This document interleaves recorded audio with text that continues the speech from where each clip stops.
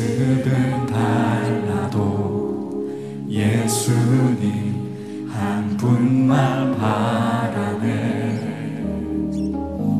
사랑과 선행으로 서로를 격려해 따스함으로 보듬어가리. 주님 우리 안에 함께 가시니 형제자매의 기쁨과 슬픔 느끼네. 내 안에 있는 주님 모습 보네. 그분 기뻐하시네.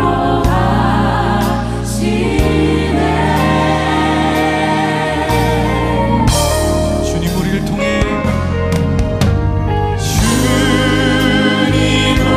통해 계획하시니 부족한 입술로 찬양하게 하시니. 주님 우리를 통해 계획하시니 너를 통해 하실 일 기대해. 주님 안에 우리는 하나, 주 안에 우리 하나. 모습은 달라도 예수님 한 분만 바라네.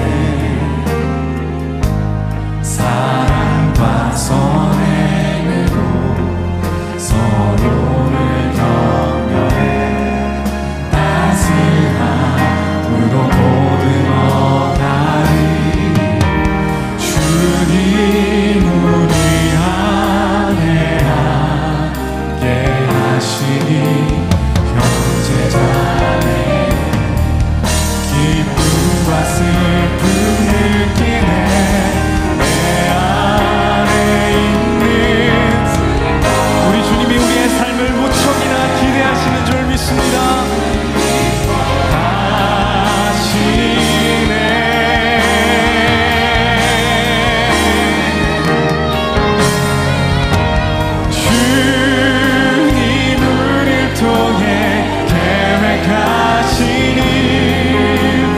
부족한 입술로 찬양하게 하시니. 다시 주님의 우리가 꿈꾸는 교회가 되길 원합니다. 선한 능력에 쌓여 믿음으로 일어날 일을 기대합니다. 신일 기대. 주님이 우리와 함께 하십니다.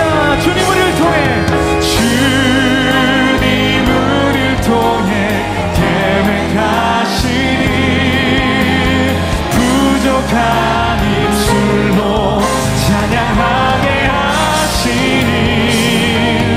주님 우리를 통해 계획하시니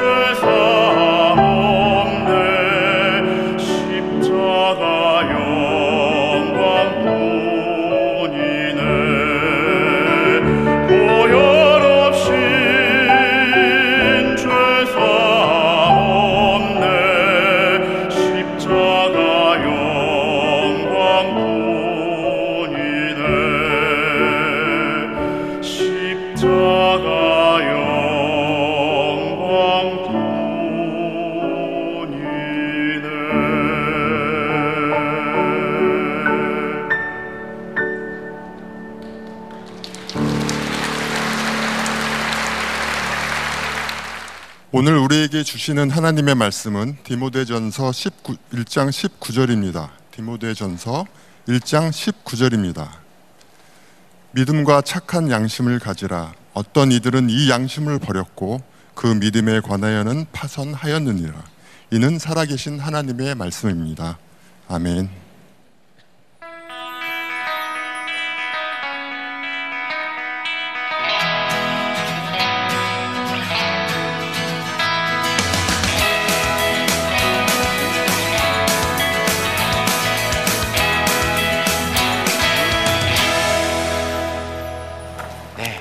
오늘 이제 우리가 다시 꿈꾸는 교회 마지막 말씀을 여러분들과 함께 나누도록 하겠습니다. 다시 하나님 앞에 진실하기. 오늘은 이 진실함에 대한 이야기를 나누어 보려고 합니다. 이건 또 저 개인적인 생각일 수 있어요. 어떤 교회와 어떤 크리스찬이 이 세상에 가장 영향력이 있을까?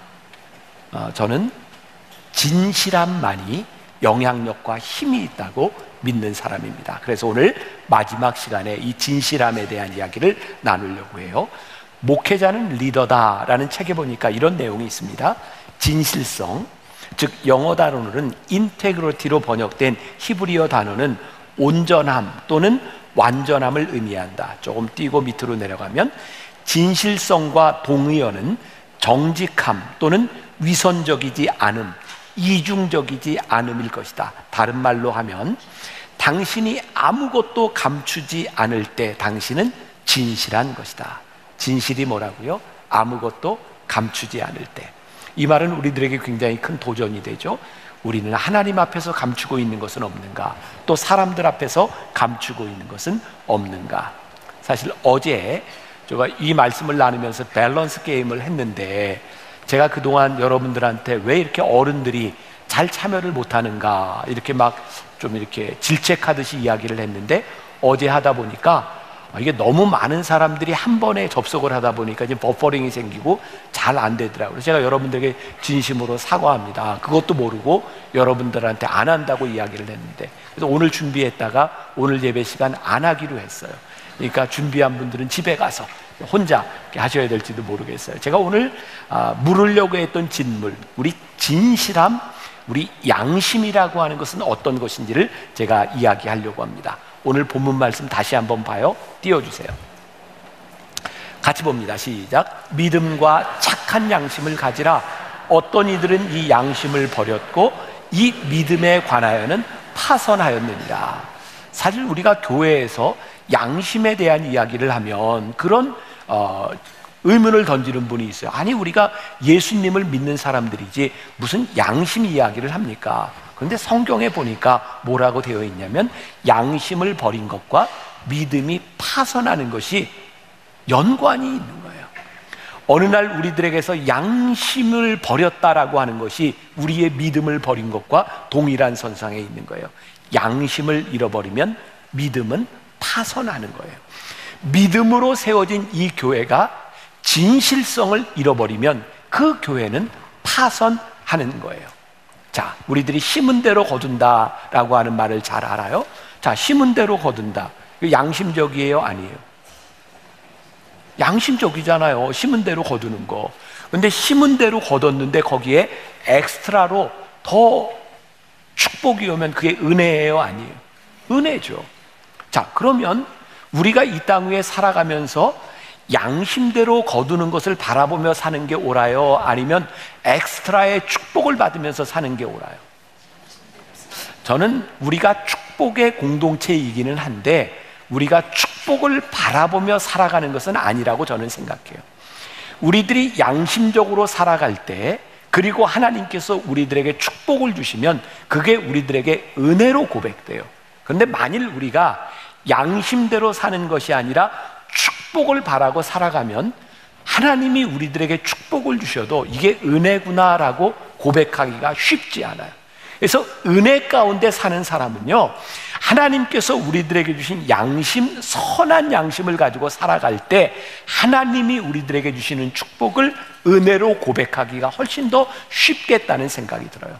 만일 우리 교회 공동체 안에 하나님의 은혜가 존재하지 않고 우리가 은혜를 고백하지 않는다면 이 교회 공동체는 쉽게 타락할 수 있고 굉장히 드라이해질 수 있어요. 오늘 우리들이 물어야 되는 거죠. 우리 안에 이 은혜의 고백이 있는가? 이번 코로나를 지나면서 우리가 많이 불렀던 찬양 중에 하나가 선한 능력으로라는 찬양이 있어요. 많이 기억하세요? 처음에 어떻게 부르죠? 갑자기 생각이 안 나요. 선한 이 감싸요 그 놀라운 평화를 누리며. 됐어요. 제가 부르려고 그런 건 아니고요. 근데 갑자기 그 찬양이 생각이 안 났는데, 제가 참 놀라는 건 저 나요한 목사님은 어떻게 그렇게 찬양의 가사와 리듬과 모든 걸 기억하고 있는지 참 놀라워요. 그래서 제가 놀라운 능력을 한번 보여주려고 했던 거고요. 제가 부르려고 했던 건 아니에요. 바로 그 선한 능력이라고 하는 그 시를 쓴 디트리 보네포 목사님의 글이 참 좋아요. 특히 성도의 공동생활이라는 책이든지 나를 따르라 라는 책은 정말 좋은 책이거든요. 근데 이 목사님의 묵상에 보면 글에 이런 게 있어요. 제가 한번 읽어드릴게요. 배가 파도를 타고 항해하다가 힘든 시련에 부딪혔습니다. 풍랑이 점점 더 거세게 불어오면서 작은 배는 파도의 놀이개가 되었습니다. 하늘은 칠흑같이 어두웠습니다. 인간의 힘으로는 역부족이었습니다. 파도가 그를 덮쳤습니다. 배 안에 두려움이 있습니다. 손발이 마비되었고 모든 희망은 사라졌습니다. 그때 하늘이 갈라지면서 천상의 무리가 승리를 외치는 듯한 큰 소리가 들려왔습니다. 그리스도가 배 안에 계시다. 그리스도가 배 안에 계시다. 이 소리가 들려오자마자 두려움은 사라졌고 파도가 멈췄으며 바다는 잔잔해졌습니다. 그리고 배는 조용한 바다를 항해하게 되었습니다. 그리스도가 배 안에 계셨습니다. 와, 이 말이 그렇게 좋더라고요. 여러분, 그리스도께서 이 안에 계십니다. 그리스도께서 우리 안에 계십니다. 우리가 그리스도의 은혜 가운데 살아가고 있습니다. 이게 우리 크리스찬들이 가지고 있는 영적 능력이에요. 제가 요번에 제일 많이 인용했던 알렌 클라이더의 초대교회의 길을 묻다, 저에게 제일 인상적이었던 것, 초대교회에 진짜 매력을 주었던 것이 뭐냐면 두 가지였다.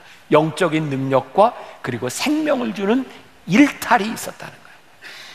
일탈이 부정적인 용어잖아요. 우리들이 가지고 있는 현재 우리들이 살아가는 삶의 가치를 벗어난 것이 일탈이잖아요. 초대교회 성도들은요, 그 당시의 가치관과 다른 일탈을 일삼았다고 되어 있어요. 근데 그 일탈이 생명을 주는 일탈이었고, 그 일탈로 인하여 그 세상 사람들이 영향을 받았다고 이야기를 하고 있는 거예요. 우리가 하나님 앞에서 정직하게 살아갈 때에, 믿음으로 살아갈 때 어쩌면 사회적 일탈이 일어날 수 있다고 생각해요. 근데 그것이 하나님 앞에서 정직한 일이라면 그 일탈은 생명을 주는 놀라운 능력을 만들어낼 수 있는 거예요. 우리 한국교회 초기 기독교가 들어왔을 때 저기 평양을 부르는 별명이 있었어요. 혹시 여러분 들어보셨어요? 동방의 예루살렘. 평양이 그렇게 불리웠어요. 1900년대 초에 주일이 되면 평양에 있는 모든 시장과 가게가 일제히 문을 닫았다 그래요. 자, 여러분들에게 질문합니다. 혹시 그 당시에 평양에 기독교 인구가 몇 프로쯤 됐을까요? 기록에 의하면 그 당시 평양의 기독교 인구가 10%가 되지 않았습니다. 그런데 예수를 믿는 사람들로 인하여 주일이 되면 시장의 문을 닫았다는 거예요. 어떻게 그런 일이 일어날 수 있을까? 이 평양에 있는 기독교 교인들이 엄청난 영향을 주었다는 거예요. 그러면 우리가 잘 알고 있는 1907년 평양 대부흥운동이 있잖아요. 그 대부흥운동이 어떻게 일어났는지 아세요? 길선두 장로님이 예배 시간에 그의 죄를 고백하기 시작할 때 회개의 운동이 일어났고 평양을 뒤집어 놓았어요. 강력한 영향력을 가진다고 하는 것은 이 땅 위에서 죄를 짓지 않고 살아가는 게 아니에요. 여러분들이나 저나 하나님 앞에서 완전하여 죄 짓지 않을 수 있는 사람이 있으세요? 아니요, 저부터 자신 없어요. 우리가 어떻게 하나님 앞에서 온전하거나 완전할 수 있겠어요? 우리 그리스도인들의 강한 영향력은요, 우리들이 죄 짓지 않을 수 있는 능력에 있는 것이 아니라 죄를 지었을 때 그 죄를 하나님 앞에 고백할 수 있기 때문에 우리 그리스도인들에게 능력이 있는 거예요. 선한 양심이 뭔지 아세요? 우리들이 믿음으로 살아갈 때 이 선한 양심은 우리를 죄 짓지 않도록 붙들어주는 능력이 있는 것이 아니라 우리들이 믿음으로 살아갈 때 우리의 양심이 살아있을 때 하나님 앞에서 이 선한 양심이 우리로 하여금 죄에 대하여 고백하게 만드는 것, 그것이 선한 능력인 거예요. 그러니까 오늘 우리들에게 이 선한 능력이 살아있는가, 하나님 앞에서 이 선한 양심이 살아있는가, 그것을 우리들이 보는 게 너무 중요합니다. 이 진실함이라고 하는 것보다 이 세상에서 믿음으로 복음으로 강력한 영향을 줄 수 있는 게 없어요. 자, 우리는 그동안 교회에 큰 교회의 부흥을 이룬 교회들을 보면 대부분 이제 신유의 역사, 또 이제 축복을 강조하는 그런 교회들에서 많은 부흥의 역사가 있어요. 저는 이게 절대로 잘못됐다고 생각하지 않아요. 우리 인간들에게 원초적으로 질병에서부터 낫고자 하는 욕망 있는 거 당연해요. 그리고 하나님께서 고쳐주시는 거 당연해요. 그리고 하나님을 믿고 우리들이 축복을 받는 거 저는 당연한 일이라고 생각해요. 그러나 당연한 그 놀라운 축복보다 이 세상에 강력한 영향을 주는 것은 사실은 병 낫고 돈 버는 것보다 우리 그리스도인들이 얼마나 이 세상 안에서 말씀을 붙들고 진실하게 살아가느냐에 대한 것. 우리들 이거 잃어버리면 여기에 얼마나 많은 사람들이 예배를 드리고 있는가, 그게 영향력이 아니에요. 자, 아주 오래된 농담인데 기억하시는 분이 있는지 모르겠어요. 크리스찬이, 예수 믿는 사람들이 물에 빠져 죽으면 뭐가 떠요? 그 옛날엔 입만 뜬다 그랬는데 요즘은 엉덩이가 뜬다 그러잖아요. 죽어서도 물고기하고 이야기 아니라고 엉덩이가 떠요. 그런 얘기 들어보셨죠? 세상이 교인들을 바라볼 때 뭐라고 보는 거예요? 입만 살아있다는 거예요. 우리들이 부정하고 싶지만 세상이 우리를 바라보며 그렇게 이야기하는 거예요. 너희들은 하나님을 믿는다고 하는데, 말씀을 믿는다고 하는데 너희들은 입만 살았잖아. 어떤 분의 책에 이런 내용이 있어요. 코미디언과 목사의 다른 점이 무엇이냐. 코미디언은 거짓말을 사실처럼 이야기하는 사람이고, 목사는 사실을 거짓말처럼 이야기한다. 이게 얼마나 이게 불행한 이야기예요. 목회자가 강단에서 설교를 하는데 진실한 하나님의 말씀을 그대로 믿지 못하고 거짓말처럼 이야기한다. 또 그런 얘기도 있는 거 아시죠? 여러분들이 다 죽어서 이제 하늘나라에 가서 보면 하나님께서 하늘나라에 온 사람을 환영하는데 평신도를 더 환영하신다고요? 목사를 더 환영한다고? 어? 아니죠. 목사를 더 환영한대요. 너무 오랜만에 와서 너무 기뻐가지고 하나님이 목회자를 환영한다. 너무 슬픈 이야기잖아요. 이 강단에서 말씀을 전하고 있는 목회자에 대한 세상이 바라보는 조롱 섞인 이야기들. 언제부터인가 우리들이 진실함을 잃어버렸고, 우리들이 능력을 잃어버렸고, 영향력을 잃어버린 거예요. 우리 크리스천다움, 우리들이 양심을 가진 믿음의 사람으로 살아간다고 하는 것은 우리들의 삶의 온전함에 있는 것이 아니야. 말씀 앞에 우리들이 어떻게 서며 이 말씀 앞에서 우리들이 얼마나 회개할 수 있는 능력을 가지고 있느냐에 대한 부분이죠. 제가 선교학을 공부할 당시에 제일 많이 쓰이던 용어 중에 하나가 현존 선교라는 말이야. presence라는 말인데, 이게 무슨 말이냐면 이제 이 세상 사람들은 더 이상 복음을 들으려고 하는 것이 아니라 복음을 보려고 한다는 거예요. 그래서 이제 선교를 제대로 하려면 복음을 살아내는 모습을 보여주는 현존, 프레젠스가 필요한 것이지 우리들이 말로 복음을 전하는 게 필요한 게 아니라는 거예요. 그때 제일 많이 회자되던 사람이 바로 마더 테레사 수녀입니다. 마더 테레사 수녀는 인도의 캘커타에서 선교 사역을 했는데 이미 유명해진 상태였죠. 사람들이 이렇게 물었어요. 당신의 꿈은 무엇입니까? 마더 테레사가 이렇게 대답해요. 나의 꿈은 이 땅의 모든 사람들이 미소를 지으면서 죽어가는 것입니다. 그래서 마더 테레사는 무엇을 했냐면 인도의 캘커타에서 길거리에 죽어가는 행여병자들을 데려다 돌봐줘요. 그들이 죽는 순간에 미소를 지으며 죽을 수 있도록 그들을 돌봐줘요. 책에 보면 이런 내용이 나와요. 인도에 있는 사람들이 제일 경멸하는 사람 중에 누구냐면 선교사들이에요. 왜? 그 오랫동안 인도가 영국의 통치를 받으면서 선교사들이 끊임없이 들어왔는데, 선교사들이 들어올 때 그들은 복음만 가지고 들어온 게 아니라 총과 칼을 가지고 소위 말하는 제국주의를 앞세우고 들어와요. 인도 사람들에게 복음을 전하는 선교사들이 그렇게 달갑지 않은 거예요. 그래서 그들은 이렇게 얘기합니다. 우리는 그들이 전하는 하나님을 믿지 않습니다. 그런데 이렇게 고백하는 거예요. 그런데 우리는 저 마더 테레사가 믿는 하나님을 우리는 믿습니다.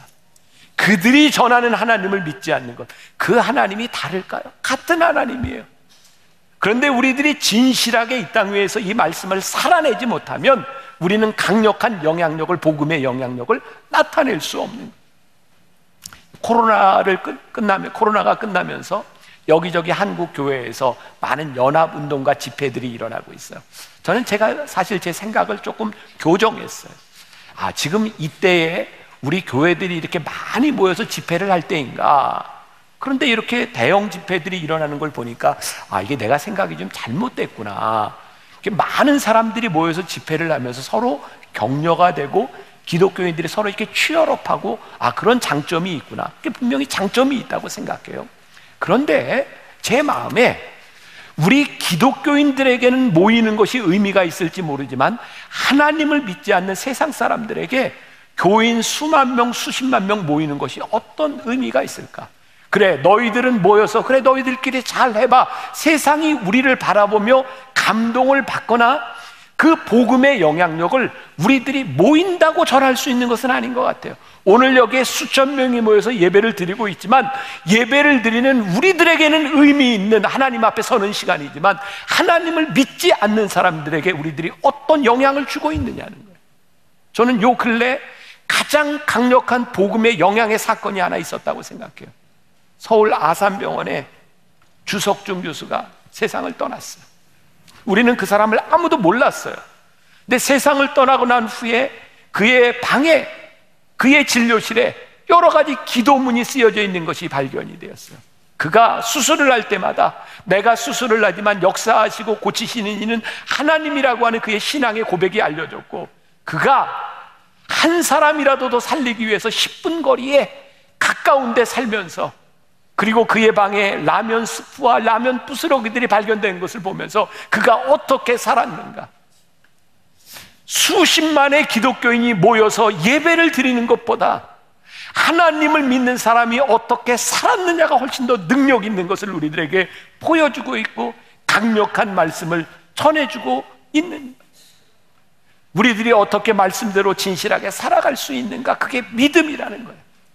오늘 본문 말씀 디모데전서 1장 19절에 다시 한번 믿음과 착한 양심을 가지라.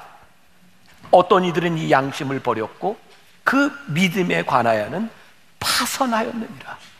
선한 양심과 믿음이 따로 떨어질 수 있는 것이 아니라 믿음을 가지고 있는 우리 그리스도인들에게 선한 양심이 있어야 이 믿음이 살아있는 증거가 된다고 하는. 오늘 저와 여러분들에게 묻고 싶은 거예요. 여러분, 우리는 하나님 앞에 얼마나 성실한 사람이며 우리들이 얼마나 하나님 앞에 충성스러운 사람입니까? 사실 이 부분에서 제가 토요일 날 밸런스 게임으로 질문을 냈던 게 있어요. 그 중에 하나가 이런 거였어요. 여러분들이 쓰고 있는 지금 컴퓨터 소프트 프로그램, 그것을 여러분들이 사용하고 있는데 그게 정품입니까? 아니면 그 정품 아닌 걸 뭐라 그러죠? 아무튼 뭐 그래요. 그 정품 아닌 걸 쓰고 있습니다. 잘 못 들렸어요. 정품 아닌 걸 쓰고 있습니까? 어떤 걸 쓰겠습니까? 이렇게 물어봤더니 이제 거의 이제 엇비슷한 게 이제 나왔어요. 꽤 오래된 10여 년 전에 우리 교회 모든 컴퓨터의 소프트웨어를 정품으로 싹 바꿨습니다. 그 당시에 굉장히 큰 결단이어서 굉장히 많은 돈이 들어갔습니다. 저희 교회가 쓰고 있는 모든 저작권에 대한 온전한 저작료를 지불을 합니다. 쉽지 않습니다. 우리들이 하나님 앞에서 진실하게 성실하게 살아가려고 하면 분명히 힘이 듭니다. 왜? 손해를 보는 일이기 때문입니다. 근데 교회가 그것 하지 않으면 교회가 이 세상에 대하여 하나님의 말씀을 진실하게 이야기할 수 없는, 여러분들이 하나님 앞에 성실하게 살아가는데 여러분들이 양심적으로 선한 양심으로 살아가려고 결정할 때 이 세상이 그렇게 쉽지 않습니다. 그런데 그렇게 살아가지 않으면 우리들이 말씀을 전할 수 없는 거예요. 진실과 거짓, 우리들이 진실함으로 살아갈 때 그 안에 하나님이 계세요. 거짓으로 살아갈 때 그 안에 사단의 역사가 일어나고 있는, 양심을 버리고 진실하지 못하다고 하는 이야기는 우리들이 믿음도 버렸다는 거예요. 우리에게 믿음이 있다는 증거는 우리의 믿음 안에서 선한 양심이 작동하고 있다는 거예요. 언제부터인가 우리들에게 선한 양심이 작동하지 않는다? 우리들이 믿음을 버렸다는 증거. 디모데전서 4장 1절부터 2절 같이 봅니다. 자, 시작. 그러나 성령이 밝히 말씀하시기를 후일에 어떤 사람들이 믿음에서 떠나 미혹하는 영과 귀신의 가르침을 따르리라 하셨으니 자기 양심이 화인을 맞아서 외식함으로 거짓말하는 자들이니라. 양심에 화인을 맞았다. 이게 무슨 이야기예요? 양심이 더 이상 작동하지 않는다는 거예요. 제가 이런 양심에 대한 이야기, 선한 양심에 대한 이야기를 할 때 혹시 여러분들 가운데서 또 이제 그런 말을 하고 속으로 아유, 목사님이나 잘하세요. 목사님은 어떻게 사세요? 또 오늘 예배를 드리는 우리 공동체 안에서 너는 어떻게 사는데 그렇게 얘기할 사람이 있을 것 같아요. 저나 여러분들이나 이 부분에 대해서 자신 있게 말할 수 있는 사람 아무도 없습니다. 우리가 선한 양심을 믿음으로 지킨다고 하지만 우리들이 진짜 온전하게 지킬 수 있을까요? 저 자신 없습니다. 여러분들도 저는 마찬가지라고 생각해요. 근데 중요한 것은 우리의 양심이 살아있으면 괜찮다. 근데 어느 날부터인가 우리들이 하나님 앞에 올바른 일을 하지 않고 죄를 짓는데도 불구하고 양심의 가책이 되지 않는다. 양심의 화인을 맞으면 이건 정말 심각한 일이에요. 그런데 제가 조금 위로를 주자면 저와 여러분들 가운데 이 일로 인하여 괴로움이 있고 하나님 말씀 앞에 섰는데 하나님 이건 제가 잘못한 것 같습니다 라는 회개가 일어나고 있다면 그 정도면 괜찮다. 아직은 우리가 양심에 화인 맞지 않았으니 아직은 우리들이 살아있다는 증거입니다. 저는 우리들이 구별해야 될 것이 있다고 생각해요. 그게 뭐냐면 솔직함과 진실함은 다른 거예요. 우린 종종 주변에서 이런 사람을 봐요. 나 솔직한 사람이야. 근데 자기는 솔직한데 남들이 불편해. 그죠? 네. 여러분들 머릿속에 떠오르는 그 사람 맞아요. 그 사람 맨날 솔직하다고 얘기하는데 자기는 솔직한데 이거 뭔가 좀 뭐 말이 안 돼. 자, 제가 예를 듭니다. 이번 묵상팀에서 저에게 써준 글에 어떤 분이 얼마 전 5학년 아이들 논술 수업을 할 때 그 아이들이 공부에 대한 열의가 강하지만 국어가 살짝 약한 아이들이라 수업 중에 소리 나는 대로 읽어보기를 했대요. 자, 깨끗이라고 하는 말이 있죠. 소리 나는 대로 읽어라 그랬더니 어떤 애는 깨끗이라고 썼고 어떤 애는 깨끗이라고 썼어요. 깨끗이가 맞나요? 깨끗이가 맞나요? 대답하지 마세요. 창피하니까. 틀릴 수도 있어요. 자, 근데 어떤 애가 깨끗이라고 썼는데 그게 틀린 거예요. 깨끗이가 맞습니다. 근데 이 아이가 선생님이 너 틀렸다 그랬더니 이렇게 말을 하다는 거예요. 선생님, 애들이 다 깨끗이라고 써요. 그래서 저도 깨끗이라고 썼어요. 얘는 솔직한 겁니다. 그러나 맞는 건 아니에요. 솔직함과 진실함은 다른 거예요. 우리는 이런 얘기를 참 자주 하습니다. 나는 솔직하게 살아갑니다. 그런데 그것이 하나님 앞에서 진실한가는 다른 차원의 문제예요. 그럼 기준이 뭘까요? 우리들이 솔직하게 살아가는데 그것이 진실하기 위해서는 하나님이 기뻐하시는 일이어야 우리들이 신앙의 기준에서 올바로 서는 거예요. 여러분들의 솔직함이 하나님을 기쁘시게 하지 못한다면 그것은 솔직할 수는 있지만 진실한 것은 아니에요. 우리 묵상팀의 한 분이 또 오스왈드 챔버스의 주님은 나의 최고봉에서 이런 걸 인용을 했더라고요. 챔버스의 글에 의하면 자아의식, self-consciousness라고 하는 말과 그리스도의식, Christ consciousness라고 하는 말이 있는데 우리들이 하나님을 믿는다고 하는 것은 self-consciousness가 아니라 Christ consciousness를 갖는 겁니다. 세상은 우리들에게 이렇게 끊임없이 얘기합니다. 여러분들 자아의식을 가지십시오. 여러분들 자존심, 여러분들의 자아가 있어야 됩니다. self-consciousness가 굉장히 중요하지만 그것이 진실한 것은 아니라는 거예요. 하나님 앞에서 우리들이 어떤 의식을 가지고 있는가, 이것이 올바로 세워져야 되는 거예요. 자, 그러면 하나님 앞에서 우리들이 그리스도 Christ consciousness를 가졌을 때 우리들의 신앙이, 우리들의 삶이 어떻게 바뀔 수 있는가? 저는 심플해진다고 생각하거든요. 이 심플이 뭐예요? 우리들이 하고 있는 일 앞에 하나님이 우리 가운데 살아계실 때 우리들이 즉각적인 반응이 우리들에게 일어나는 거예요. 그게 뭐냐면 하나님 앞에 잘못한 것에 대하여 즉각적으로 시인하는 거예요. 그러면 또 이런 의문이 들 수 있어요. 아, 그러면은 맨날 잘못하고 맨날 회개하면 되겠네? 이 말은 그런 의미가 아니라는 거 아시죠? 우리들이 하나님 앞에서 즉각적인 반응이 살아있을 때 우리는 죄에서부터 점점 멀어질 수 있지만 이 반응을 하지 않으면 점점 큰 죄를 짓습니다. 왜? 우리는 알잖아요. 자그만 거짓말을 포장하기 위해서, 그 거짓말을 변명하기 위해서 또 다른 거짓말을 낳고 또 다른 거짓말을 낳고, 그렇게 거짓말을 하다 보면 어느새 자기가 한 말이 진짜인 줄 알아요. 이것이 허언증이라 그러잖아요. 자기가 거짓말을 하고도 거짓말인지 몰라요. 그런데 어느 날부터인가 우리 그리스도인들의 양심이 죽어버리니까 우리들이 하나님 앞에서 죄를 짓고도 죄를 짓는 것을 모르는 거예요. 저의 경험이에요. 제가 만나교회 이렇게 담임 목사가 된 지 얼마 안 됐을 때 39살의 저에게 제일 무서운 게 회의예요. 회의. 저희 교회는 감리교회라 이제 조직상 장로님들과 같이 하는 회의를 기획위원회로 부르고요. 장로교나 다른 데서는 장로님들과 회의하는 걸 당회라고 불러요. 근데 목사님들에게 이 회의가 얼마나 무섭고 싫었으면 목사님들이 회자 들어가는 것은 회도 안 먹는데요. 당회가 싫어서. 그러니까 그렇게 힘든 거예요. 회의한다는 게.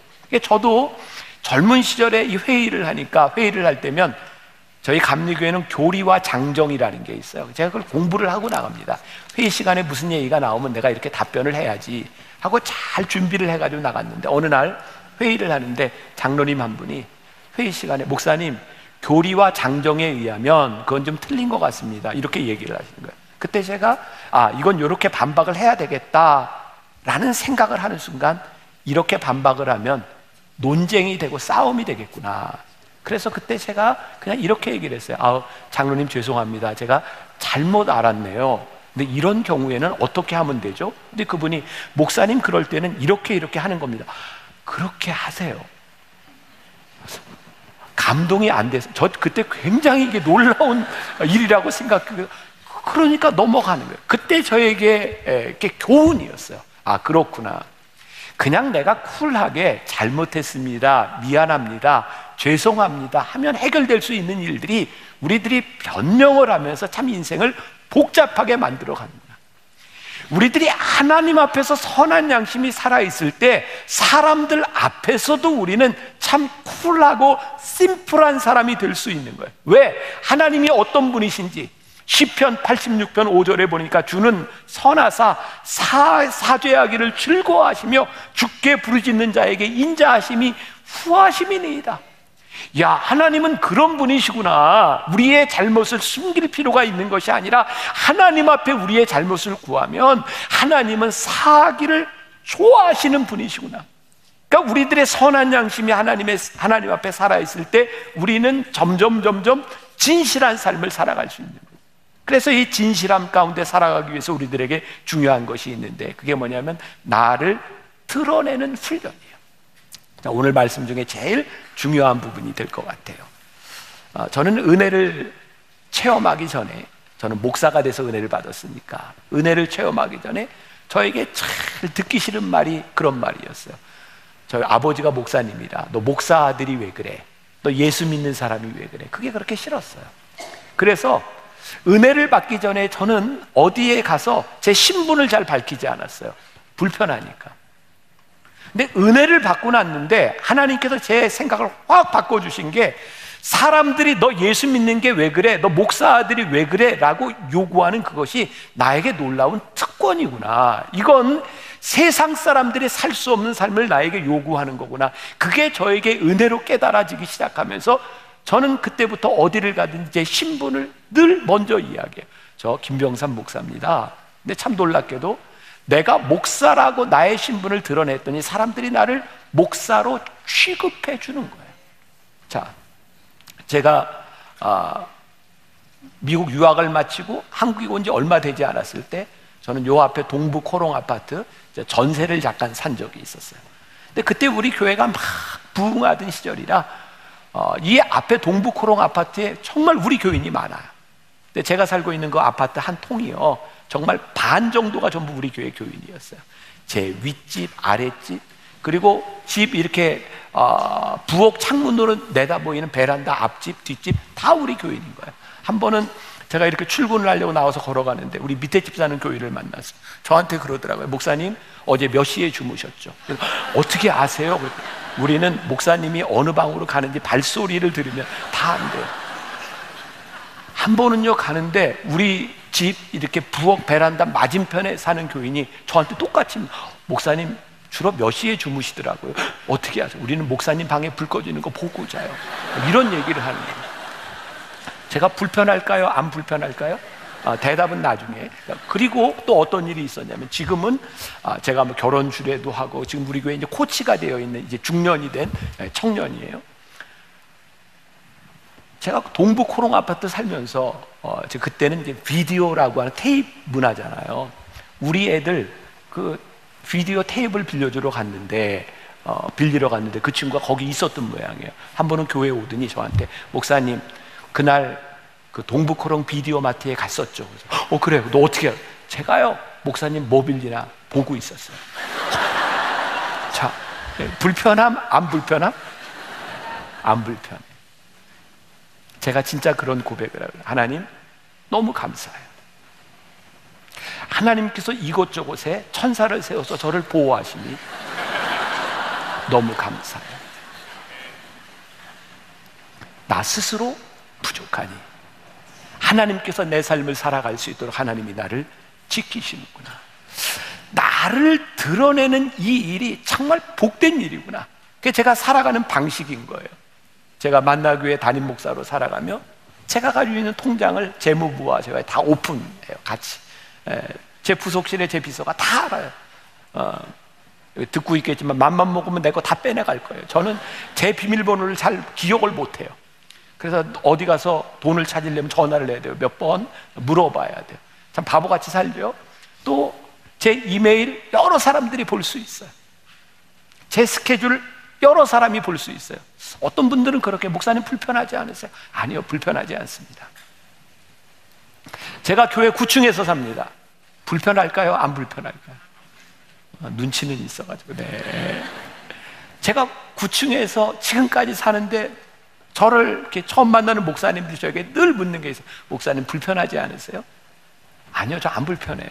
저 진짜로 너무 편해요. 제가 몸이 많이 아플 때 장로님들이 저한테 밖으로 나가라 그랬어요. 목사님 교회에 있어서 스트레스 받는 것 같다고 나가라고. 아니요, 전혀 그렇지 않아요. 제가 이 만나교회 담임 목사가 있을 때 제 아내하고 둘이 25살에 결혼하고 26살에 목사 안수 받고 그 젊은 시절에 아내하고 둘이 앞으로 우리 목회하면 우리 어떻게 살아? 이 만나교회 담임 목사로 어떻게 살아? 그래, 우리 솔직하게 살자. 있는 모습 그대로 살자. 그렇게 살다 보니까 내가 사는 모습이 사람들 앞에서 별로 불편하지 몰라. 물론 저 때문에 다른 사람은 누가 불편할지 모르겠지만, 제가 여기가 저희 집이니까 이렇게 예배 마치고 오후가 되면 제가 이렇게 반바지 입고 슬리퍼 신고 이렇게 내려와요. 우리 집이잖아요. 여기 교회가 아니라. 교인들이 잘 못 알아봐요. 그리고 제가 모자까지 쓰면 정말 못 알아봐요. 그런데 이제 저를 딱 보고 목사님? 그리고 이제 깜짝 놀라기도 해요. 그게 저예요. 지난 한 주간 제 아내하고 둘이 굉장히 이렇게 좀 이제 오랜만에 힘든 시간을 지났는데, 육아 때문에 우리 며느리가 지난주에 이제 둘째를 낳고 이제 산후조리원에 가 있어서 이제 아기를 이제 봐주는 거예요. 저는 육아가 그렇게 힘든 건지 몰랐어요. 엄마들을 존경해요. 너무너무. 근데 제가 알고 보니까 제 아내하고 며느리하고 둘이 그렇게 얘기했대요. 시아버지가 아기를 볼 때 무조건 맡겨서 주부의 아픔을 느낄 수 있는 기회로 삼자. 그래서 왜 집에만 가면 저한테 아기를 맡기나 그랬더니, 이제 그래서 제가 밤 11시, 12시에요 그 아기 이렇게 매는 거 있잖아요, 이거. 그걸 메고 반바지 입고 와서 잘 자라 내 아기, 그리고 이제 로비에 와서 이렇게 돌아다녀요. 가끔 교인들이 와서 이제 인사하고 깜짝 놀라요. 그게 나예요. 여러분들의 삶에 여러분들의 모습이 여러분들인 거예요. 우리들이 하나님 앞에서 살아가면서 사람들과의 관계나 누구에게 어떤 모습이 우리들이 불편해지고 있다고 하면 어쩌면 우리는 늘 어떤 척을 하며 살아가고 있는지 몰라요. 물론 우리들이 갖춰야 될 예의와 우리들이 가져야 될 기본적인 매너들이 있어요. 그런 걸 무시하라는 게 아니에요. 근데 중요한 것은요, 우리들이 영적인 삶을 살아가는가 영적인 척을 하는가, 이 구분은 우리들에게 되어야 되는데, 보세요, 영적인 삶을 살아가면 사람들 때문에 별로 불편하지 않아요. 그런데 영적인 척을 하면 사람들 앞에서 불편해요. 자, 다시 말하면 영적인 삶을 살아가면 하나님 앞에 서는 것이 그렇게 편안하지 않습니다. 우리와 같이 부족한 인간이 하나님 앞에 서는 게 어떻게 편안할 수 있겠어요? 몰라. 제가 가지고 있는 제 신앙의 상식에 의하면 하나님 앞에 설 때 우리는 불편합니다. 그런데 하나님 앞에서 불편함을 느끼는 사람은 사람들 앞에서 그렇게 불편하지 않아요. 오늘 여러분들이 예배드리는 이 자리가 하나님 앞에 영적인 상태로 여러분들 와 있으면 사람들 그렇게 신경 쓰지 않습니다. 그런데 여러분들이 옆에서 예배하고 오늘 예배당에서 만나는 사람이 그렇게 신경이 쓰이고 있다면 지금 여러분들은 영적인 척을 하고 있다는 증거일지 모르죠. 오늘 여러분들에게 그런 도전을 드리고 싶어요. 가장 강력하게 믿음의 삶을 살아가는 것, 하나님 앞에서 우리들의 선한 양심이 살아있을 때다. 선한 양심은 언제 작동해요? 우리가 하나님 앞에 서 있을 때. 언제부터인가 우리들에게 선한 양심이 작동하지 아니하고 우리들이 말씀대로 살아가고 있지 못함에도 불구하고 우리들의 마음에 양심의 가책도 없어서 양심의 화인을 맞았다면 우리들에게 믿음이 파선한 증거라고 성경이 이야기하고 있는 거예요. 저는 만나교회 우리 성도들 그런 꿈을 꿉니다. 하나님, 우리가 이 세상에 하나님을 믿는 사람으로 살아가는데 비웃음거리와 조롱거리가 되지 않게 하여 주옵소서. 하나님을 믿는 사람으로서 강력한 영향력, 이 세상을 움직일 수 있는 영향력을 가질 수 있는 영적 능력과 생명을 주는 일탈을 일삼을 수 있는 그런 우리 그리스도인 하나님의 사람들이 되게 하여 주옵소서. 여러분들이 그렇게 믿음의 삶을 살아내고 이겨낼 수 있기를 주님의 이름으로 간절히 축원합니다.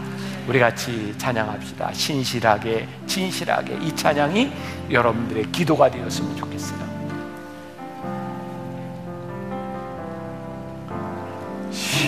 신실하게 진실하게 거룩하게 살게 하소서.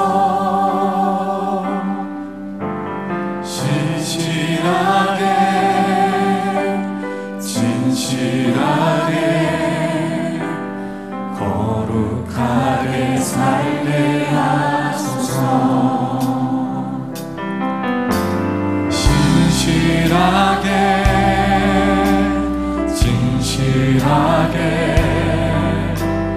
거룩하게 살게 하소서. 진실하게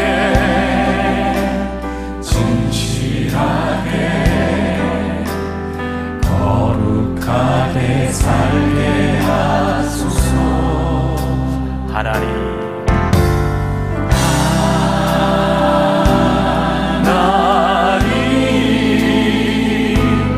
나의 마음 만져주소서. 하나님,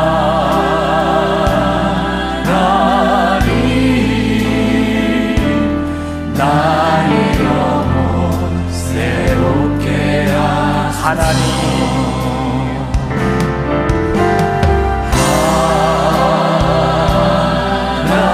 하나님, 나의 기도 들어주소서.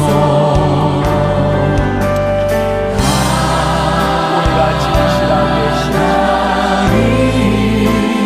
하나님의 말씀 앞에서 신실하게 인도하소서. 아버지 하나님 말씀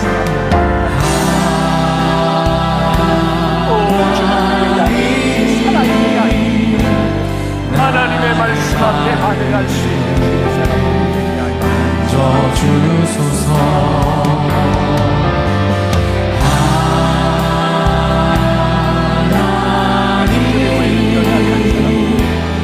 하나님 앞에 새롭게 하소서.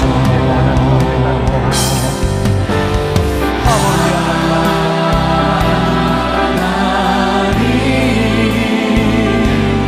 나의 기도 들어주소서.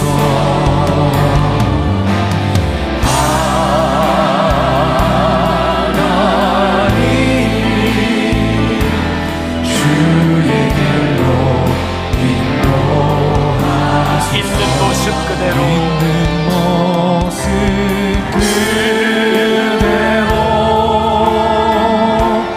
있는 모습 그대로 있는 모습 그대로 오시오.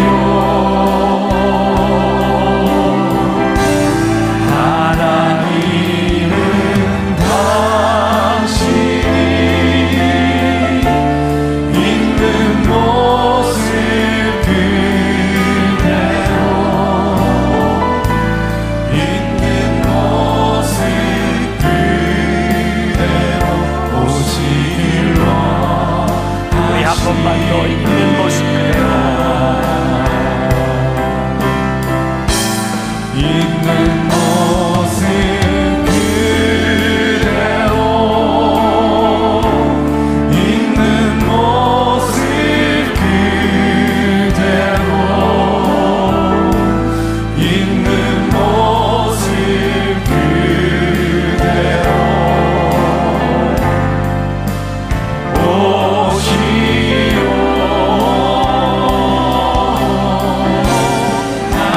하나님은 당신이 있는 모습 그대로 있는 모습 그대로 오시길 원하시니. 지금은 우리 주 예수 그리스도의 은혜와 하나님 아버지의 무한하신 사랑과 성령의 인도하심이 하나님 앞에 진실하게 신실하게 하나님 앞에 선한 양심을 가지고 믿음을 지키며 살아가겠습니다. 다짐하며 나가는 당신의 사랑하는 모든 백성들 위해 지금부터 영원까지 함께 하시기를 간절히 축원하옵나이다. 아멘. 지금은 선교 헌금 시간입니다. 이 예배를 통해 삶 가운데 은혜와 회복이 충만하시길 간절히 기도합니다.